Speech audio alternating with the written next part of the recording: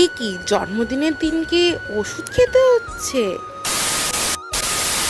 High, আমি তনুশ্রী।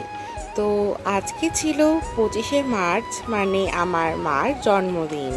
তো জন্মদিনের সকাল শুরুটা হলো এক গ্লাস জল দিয়ে, তারপরে একদম ডিরেক্ট চলে গেছিলাম দুপুরের লাঞ্চ মেনুতে, কারণ হচ্ছে খুব ব্যস্ত ছিলাম। তারপরে সন্ধ্যের সময় খেয়ে নিয়েছিলাম ফুচকা, কারণ খিদে পেয়ে গেছিলো। তারপরে এনেছিলাম কেক, যেটা মাকে কাটাচ্ছিলাম, কিন্তু মার একটু শরীরটা খারাপ ছিল বলে একটু ফেসটা ডাউন ছিল। বাট ইটস ওকে, হয় এরকম। শরীর খারাপ বলতে একটু পেটটা আপসেট ছিল মার, তাও ঠিক আছে। এখানে আমি মাকে বলছিলাম যে তুমি চোখ বন্ধ করে একটা উইশ চাও। তো মা এখানে উইশ চাইলো। উইশ চাওয়ার পরে মাকে বলছি কেক কাটো, কিন্তু তুমি মোমবাতিটাকে ফু দিয়ে নেভাবে না। তো মা এখানে কেকটা কাটলো। আর তোমার মায়ের ফেস দেখে বুঝতেই পারছো মার শরীরটা কতটা ডাউন ছিল সেদিনকে।